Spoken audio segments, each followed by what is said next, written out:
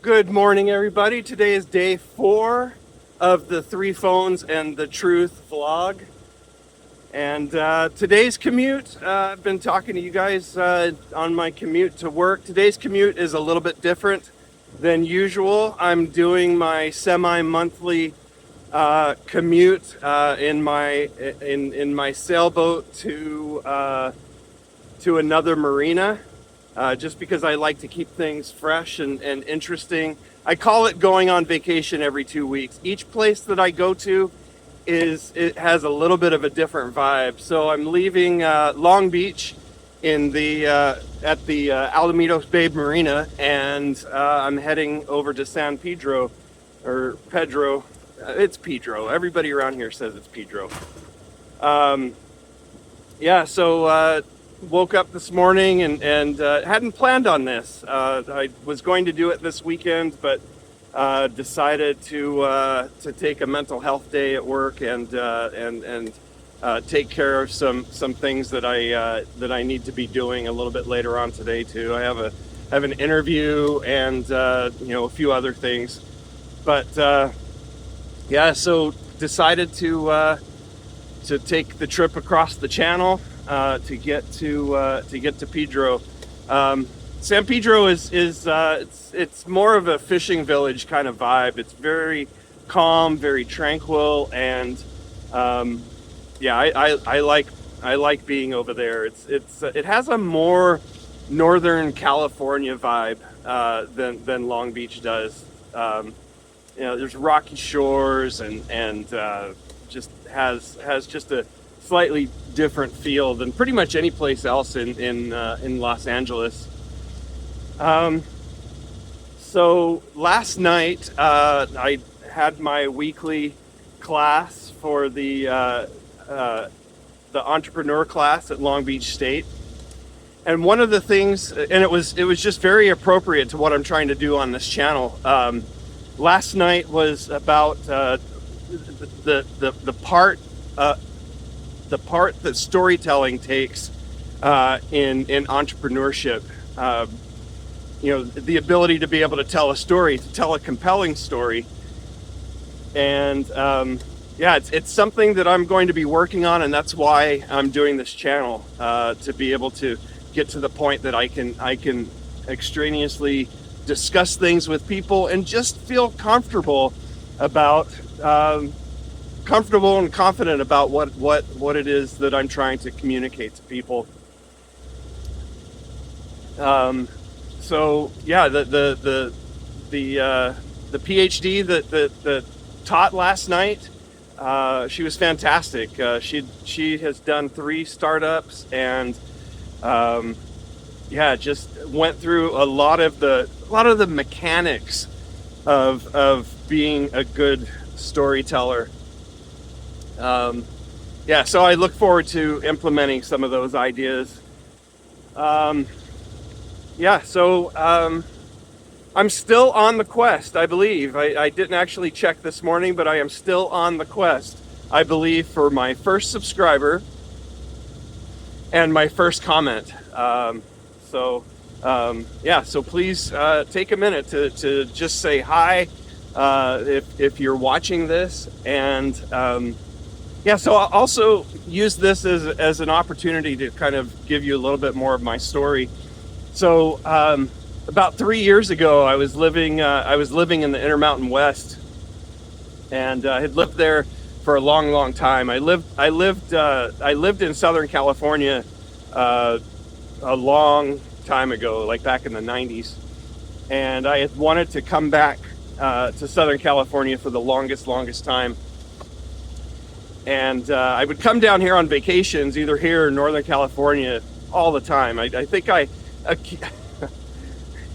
sometimes I'll do some things where I will, especially places that I like to go, just kind of think about how many hours, days, and perhaps months I've spent in a place that I love, because I like to be where I feel that I belong, and where I feel that I just where I feel that I fit in. And so I did the math, and since I moved away from California in the 30 years, I spent collectively about 15 months here in California during different work trips, vacation trips.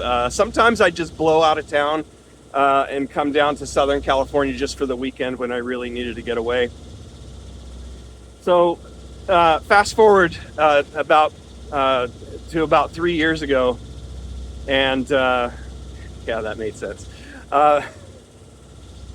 Fast forward to about 3 years ago, I came down on a trip to Southern California with someone I was dating at the time, and anytime I would come visit, I'd always look at houses and I'd say, oh, man, I just really want to be here, but it's so expensive, and I just didn't see a way to be able to make that happen. I mean, houses even then 3 years ago. I mean, just for a little shoebox place, like a studio condo in Long Beach, it's like $575,000, so over $500,000 for 300 square feet studio. So that just, I didn't see a way that could happen. So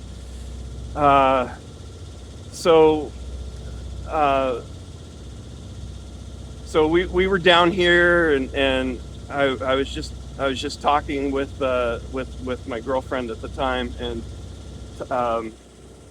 she said, we could totally do this, and I'm like, no, man, we totally can't do this. I've thought about this for years, and I've never been able to make the numbers work. And then we were sitting on a beach in San Pedro, and she was off walking her dogs, doing something, and I just took probably 20 minutes and just sat with the calmness, feeling the energy from the ocean coming off, and I thought, yeah, I can totally do this. We can totally do this. We can totally build something cool here in California, where both of us want to be. And so I picked up my phone, got online, and just did a quick search for some jobs in Long Beach. And I applied for a job in Long Beach, and it was for a company that does event production, for conferences, weddings, that kind of thing, renting out AV equipment, internet connections, laptops, all that kind of thing, and working with the host space to provide these services for people that are using the hotels and the conference rooms for events that they're doing. And I went back to my home in Utah, and got a phone call a few days ago from one of the VPs at this particular company, and yeah, we did an impromptu interview. They were really happy and impressed with my resume, and invited me to come out for an in-person interview. So probably 3 weeks later, I got a ticket and came down to LAX, got a hotel, went and had an interview, and had an offer, and negotiated moving expenses and the whole thing. So I asked for 2 months to be able to get everything squared away, in my previous employment, my previous housing and all that, and commenced with selling like 95% of my stuff. Took things to the thrift store, eBay, Facebook Marketplace and literally got rid of 30 years of just crap that I had accumulated. And I was talking to my friends, talking to my girlfriend at the time, and just at first they were like, "Oh, you're just talking about stuff, you're not really going to do this or anything like that," because that's what people do, right? They'll try to convince you that, oh, you don't really want to do that, because deep down they want to do crazy things. They want to do things that excite them, but where the rubber meets the road, they don't take the steps to be able to do that. And as I got closer and closer and closer, they were like, "Man, you are really going to do this." And I'm like, "Yeah, I'm really going to do this." And so I came down to Long Beach, got an Airbnb for the first 3 weeks to a month that I was here. I started my new job, went through the training process with that, and that position was it was intense as far as just the amount of time involved in organizing what needed to be done for all of these events that were coming through. And it got to the point where I was working like 85 hours every week, 7 days a week. And I mean, the money was good. And it was allowing me to work on some of the soft skills that I'm trying to work on with these videos. Being able to be comfortable talking to people and telling a narrative and helping people envision what it is that they are wanting to accomplish, in the near term and longer term. And then during that time, I was like, man, I need to be able to find a place to live. And I talked about, a small little shoebox studio for $575,000. And that's almost cheap compared to what rent is here. A similar studio, we're talking $2,500 a month, and that's just too much. It's more than my mortgage in Utah. So I started to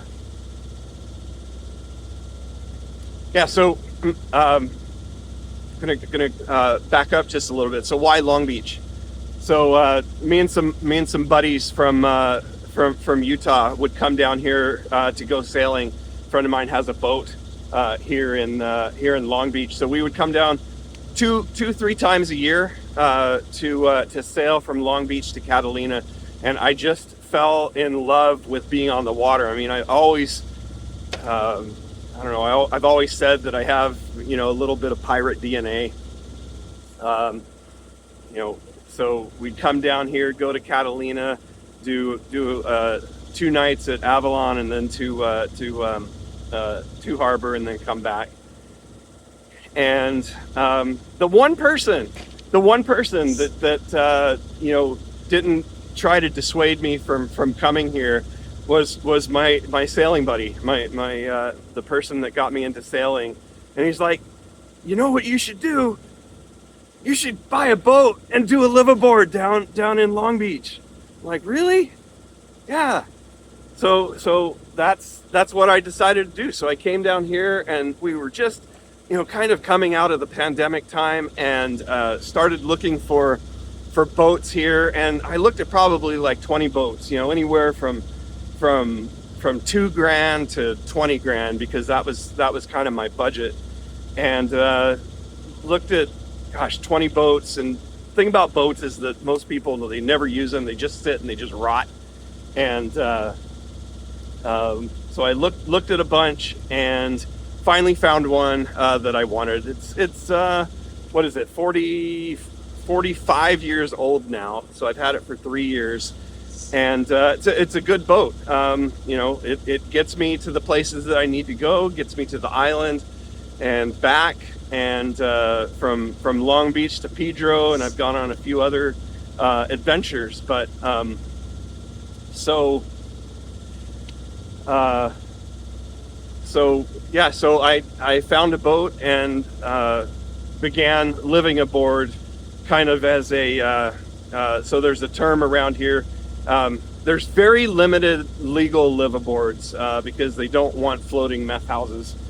So they really limit who it is that lives aboard. So, not being, liking to live outside the box, liking to do things kind of on my own terms, you can legally stay aboard your boat for 12 nights a month. And so I was like, okay, how am I going to do that? Am I going to be getting an Airbnb for those other nights that I'm not able to stay aboard my boat?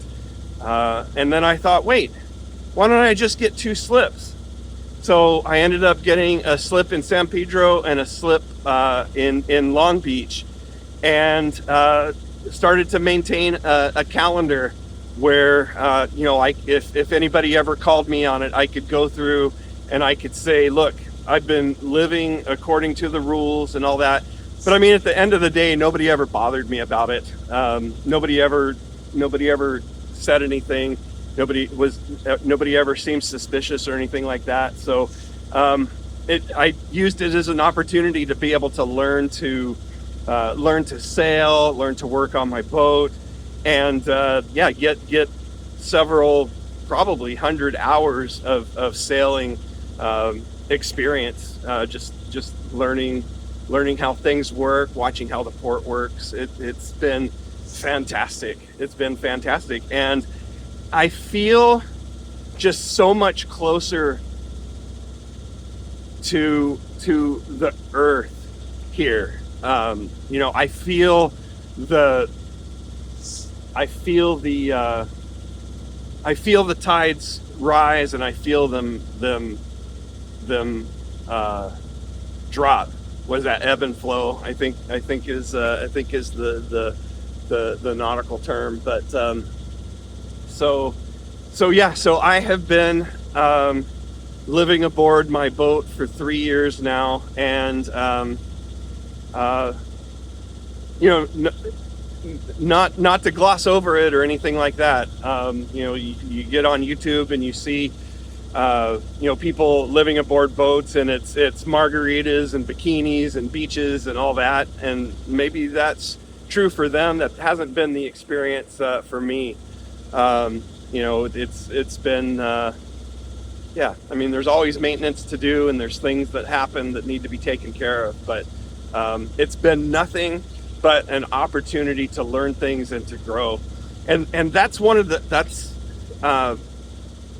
and kind of what I've wanted to create with this channel is kind of what I'm leaning into on it is, I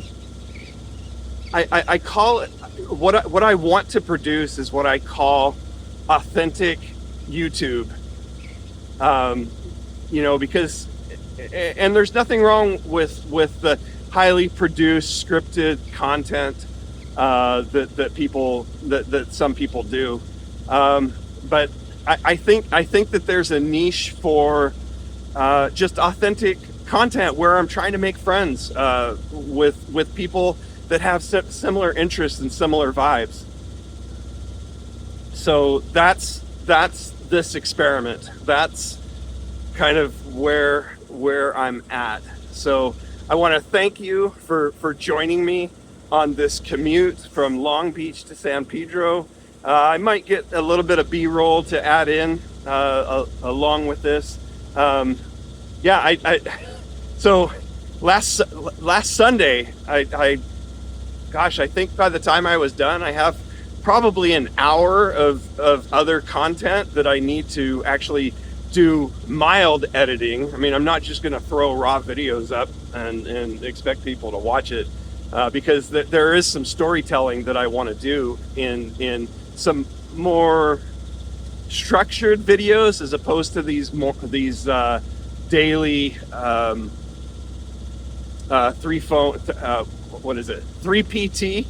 3PT vlogs. So look forward to uploading a couple of videos that I worked on Sunday, and so I'm on the quest. I'm on the quest for the first subscriber and the first comment, and might have to think about something, some kind of a present or something. Ask me anything.